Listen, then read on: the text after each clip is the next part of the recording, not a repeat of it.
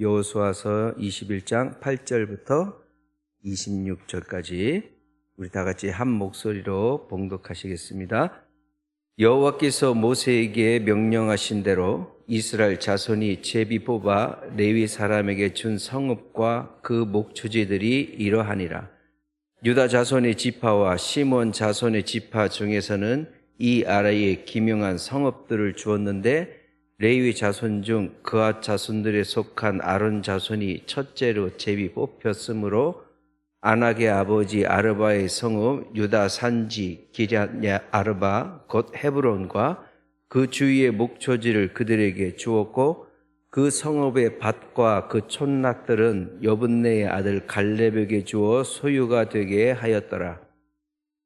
제사장 아론의 자손에게 준 것은 살인자의 도피성 헤브론과 그 목초지요, 또 림나와 그 목초지와 얏딜과 그 목초지와 에스드모아와 그 목초지와 홀론과 그 목초지와 드빌과 그 목초지와 아인과 그 목초지와 유다와 그 목초지와 벳세메스와 그 목초지이니 이 두 지파에서 9 성읍을 냈고 또 베냐민 지파 중에서는 기브온과 그 목초지와 게바와 그 목초지와 아나돗과 그 목초지와 알몬과 그 목초지 곧 4 성읍을 냈으니 제사장 아론 자손의 성읍은 모두 13 성읍과 그 목초지들이었더라.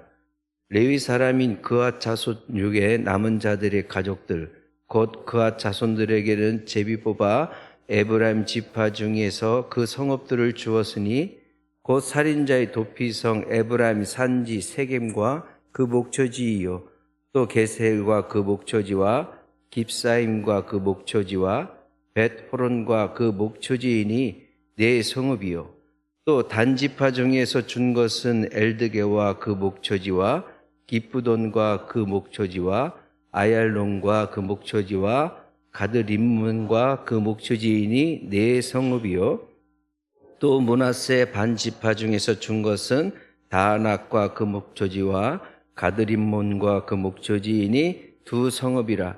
그앗 자손의 남은 가족들을 위한 성읍들은 모두 10 성읍과 그 목초지들이었더라. 아멘.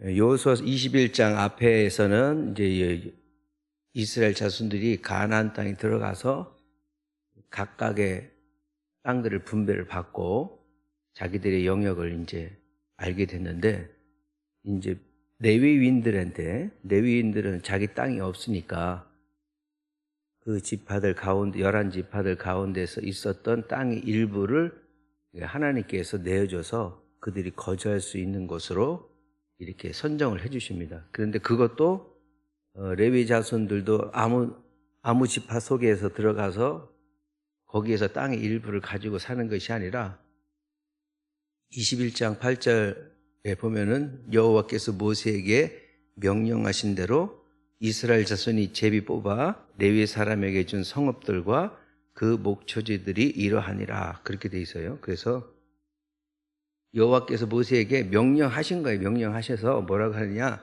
이스라엘 자손에서 제비를 뽑아가지고 레위 사람에게 줄 성읍도 제비를 뽑아라 이렇게 표현하고 있습니다.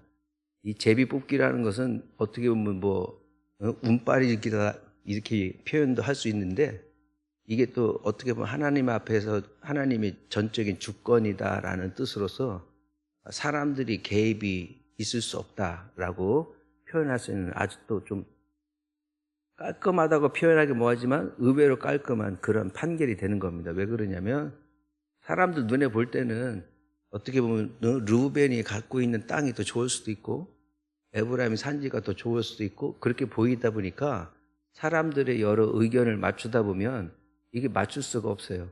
그렇게 하다 보면 그 안에서 또한 또 내분이 또 일어날 수 있고 왜 내 말은 안 듣느냐 이렇게 저렇게 얘기할 수도 있고 내 주장이 옳다 이렇게 얘기하는 사람들도 있을 수 있기 때문에 하나님께서는 아예 모든 걸 그런 것들을 다 차단해서 지파들의 땅도 제비 뽑기로 하고 그래서 뽑히는 대로 그냥 가면 되는 거예요. 레위 지파에 거주하는 것도 하나님께서 제비를 뽑아서 여호수아에게 명령해서 야 제비 뽑아가지고 나오는 대로 그렇게 배분해 이렇게 딱 명령하셨기 때문에 이스라엘 백성들은 어느 땅이 선정이 되든지 간에 그 레위 지파들도 마찬가지로 어느 땅에 자기가 있어야 될 곳인지 선정이 되더라도 불만이 없고 뭐라고 하지 않게끔 그렇게 해서 어떤 하나의 틀을 가지고서 행정적으로 이렇게 구성을 하는 데 있어서 하나님께서 이렇게 제비 뽑기를 허용하신 것입니다.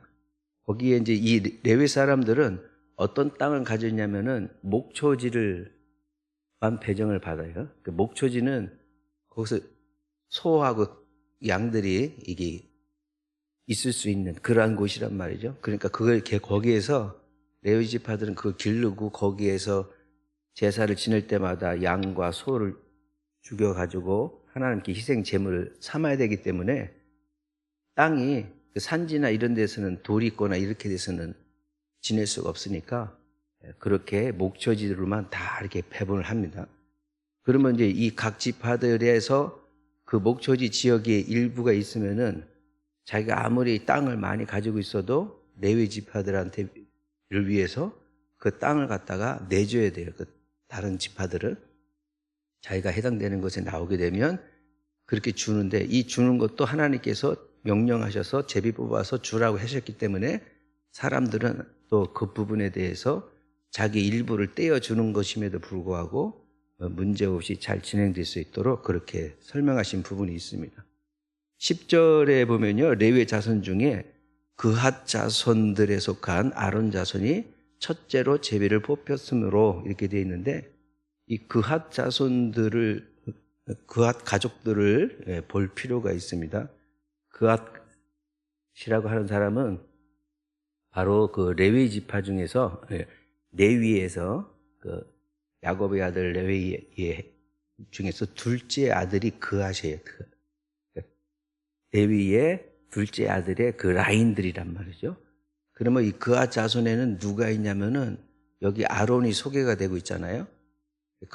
그럼 이 아론과 누가 있냐면은 바로 모세가 있어요, 모세가. 그리고 우리가 아는 여자 선지자라고 하는 미리암이라는 그 여자 선지자가 바로 이 그핫 자손의 딸이에요.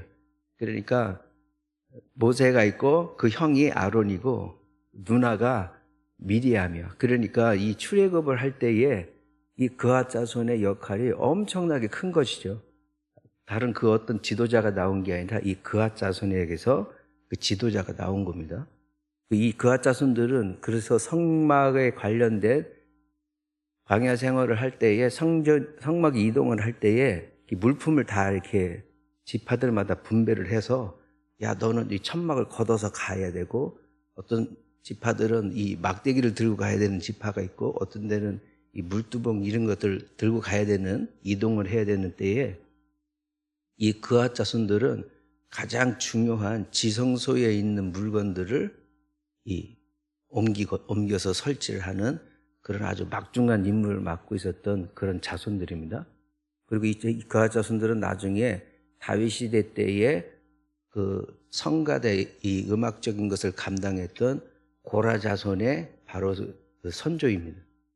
즉 이 그핫 자손들은 하나님의 성전에서 하나님의 일을 하고 평생 그 일을 하면서 그 후대에게도 연결이 되어지고 다윗 때에도 똑같이 그 일을 감당을 해서 대대로 일을 감당해서 다윗의 성전에서 바로 성가와 이러한 예배 중심의 모든 부분에 아주 중요한 역할을 했던 자손들이 바로 그핫 자손들입니다.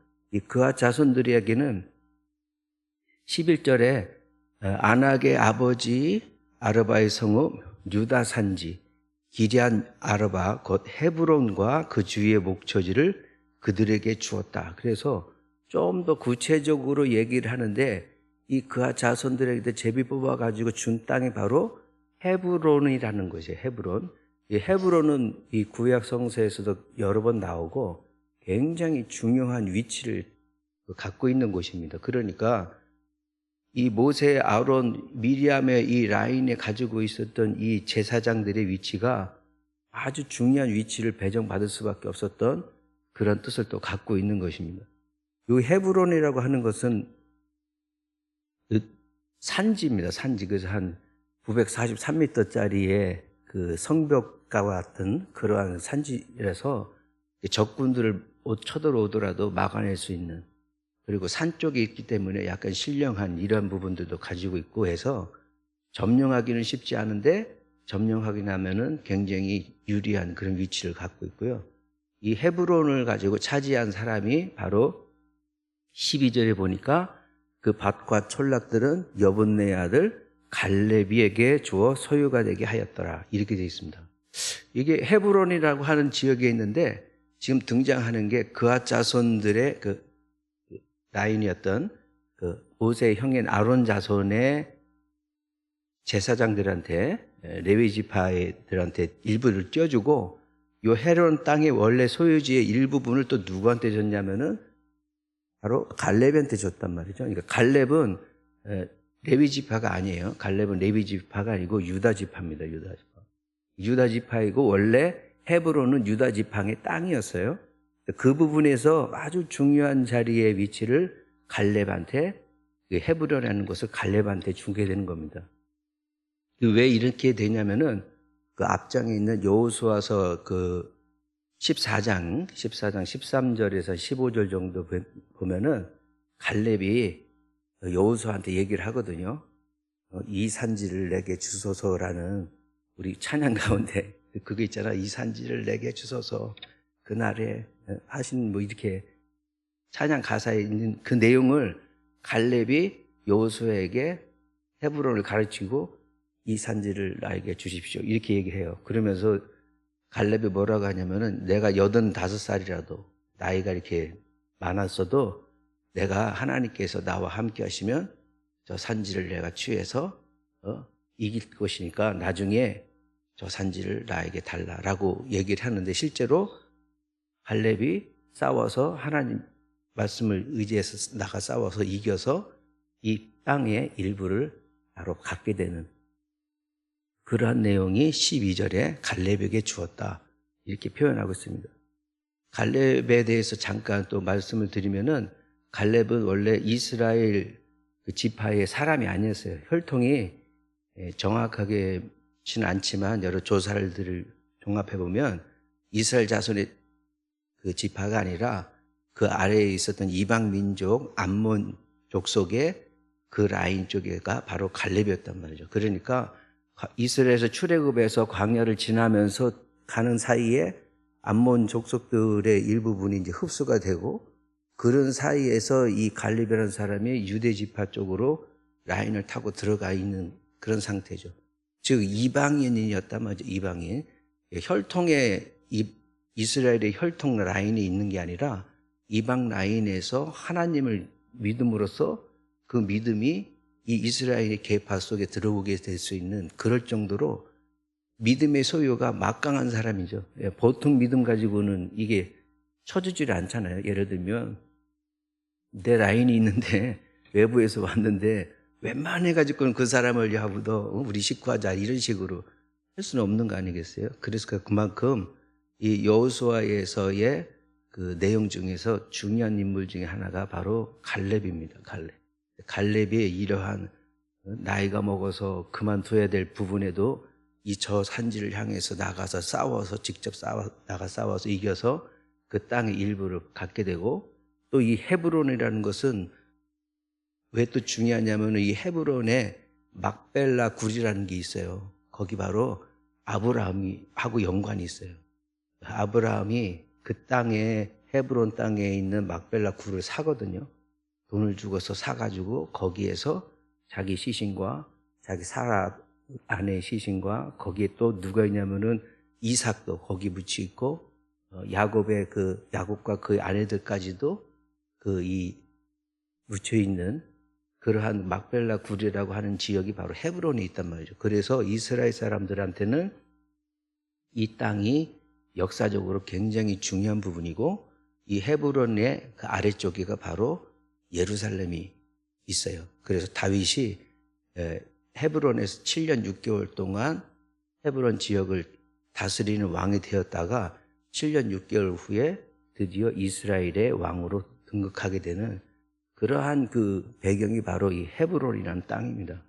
이 땅을 누가 차지했냐면은 이스라엘 백성 본토 토종들이 차지한 게 아니라 외부에서 있었던 이스라엘이 아닌 이방 민족이었던 갈렙이라는 사람이 하나님이 행하시는 행적과 이스라엘 가운데 임하시는 하나님을 보고서 더 큰 믿음을 가지고 있음으로써 이러한 중심에 서게 되는 그런 사람이 되었다는 것을 좀 바라보셔야 될 부분이겠습니다.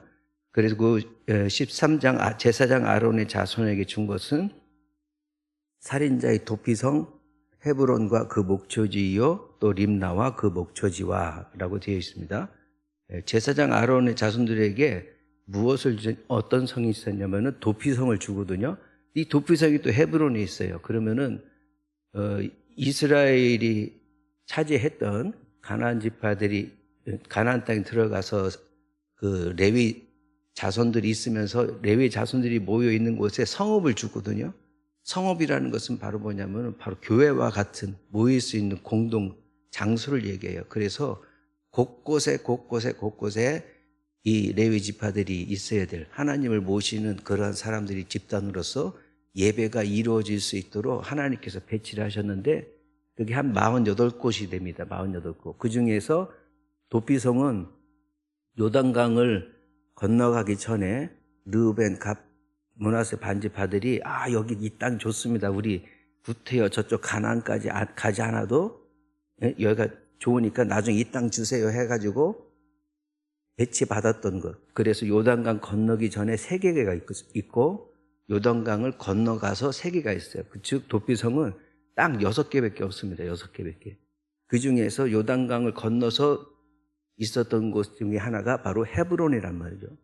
그러니까 이 헤브론에는 수많은 사람들이 모이고 영적인 부분과 같이 어우러질 수 있는 곳. 그곳에 바로 모세 자기의 그 식소들보다 아론 자손의 레위 제사장적인 그 사람들이 그 지역을 차지함으로써 영적인 성지와 같은 그런 것을 배정을 받게 됩니다. 그 나머지 부분에서의 일일이 어디와 그 목초지와 이렇게 아주 세세하게 별로 중요하지도 않는 지역을 갖다가 기록하는 이유는 이런 것들이 사실적으로 다 이루어지고 있고 이런 사실들이 성경에 기록됨으로써 인해서 하나님의 말씀이 그냥 퉁쳐가지고 어떻게 그냥 말했더니 다 이루어지고 이런 부분이 아니라 세세 하나하나 모든 부분에서 하나님께서 이렇게 이 이스라엘을 통치하시고자 하는 하나님 말씀 중심 가운데 그래도 놓여지게 하고자 하는 그런 의도를 가지고 이런 것들이 기록되어져 있다. 이렇게 보시면 이 말씀을 이해하시는 데 도움이 될 것 같습니다. 이스라엘 지파 중에서 이 땅을 이렇게 분배하는 거 하나님께서 전적인 강권적인 부분 중에 임재하심과 선택이 있다라고 하는 식의 제비뽑기를 통해서 이것이 배정이 되었고 거기에 대한 그 어떤 분란과 불만이 없는 상태였습니다. 그리고 그 가장 좋은 땅은 바로 레위인 중에서도 그앗 자손이 배정을 받게 되고 또 그 좋은 헤브론 지역을 바로 이방 사람이었던 갈렙이 또한 대표로서 그 지역을 차지하게 됩니다. 두 가지의 삶이 있거든요. 하나님께서는 항상 어느 지역을 가든지 어디를 가든지 내가 너와 함께 하리라라는 그런 뜻으로서 레위 지파들을 곳곳에 각 땅 속에서 가운데 있게 하셔서 그렇게 하나님의 통치를 받을 수 있도록 했는데 이게 처음에야 은혜가 되겠지만 나중에는 이 하나님의 개입이라고 하는 하나님의 간섭이라고 하는 것이 인간들한테는 조금 걸림돌이 될 수도 있어요.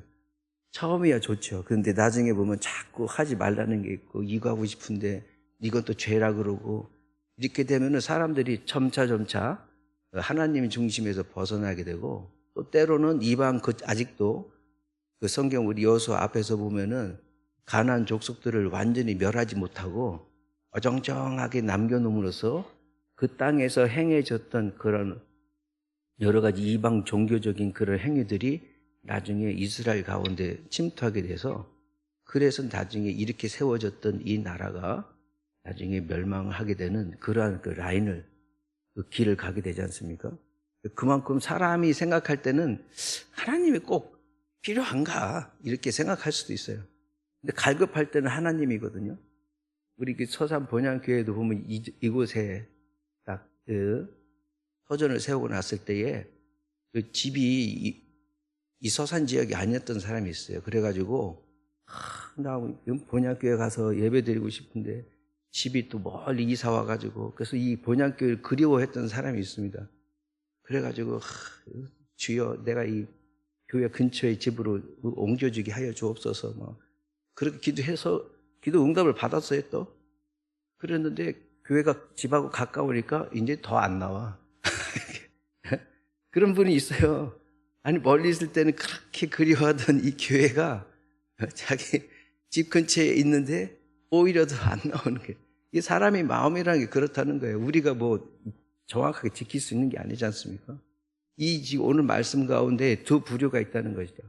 끝까지 성읍을 지키고 본토에서 그 혈통 라인에서 이 성전을 지키고 이 성전 안에서 하나님 중심으로 살고자 했던 그앗 자손이 있고요.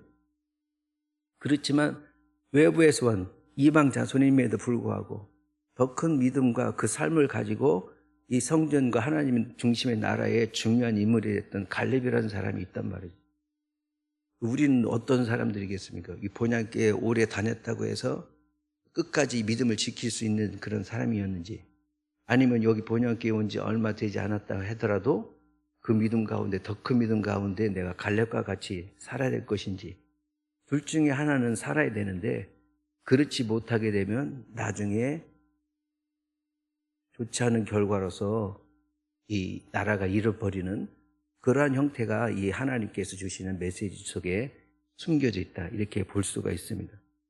오늘 제목의 그 말씀은 영적 파수꾼의 사명이다 라고 되어 있는데, 그 파수꾼의 사명은 바로 무엇입니까? 하나님 외에 중심적으로 살고 우리 모든 삶들이 그렇게 이어지고, 또 하나님이 명령하신 대로 내 생각은 이게 아닌데 라고 해도 순종해서 나아가서 같이 서로 연합이 되어지고, 일상생활 속에서 살더라도 어느 한순간에 레위 지파들이 있는 이 성소에 와서 하나님 중심으로 다시 한번 회복되어지고 다시 세상에 또 나아가고, 이런 것이 우리의 삶 가운데 있는데, 그러한 우리의 믿음을 다시 한번 점검을 해서 이제는 예수님 생각해서 이 교회가 그냥 세워진 게 아니지 않습니까?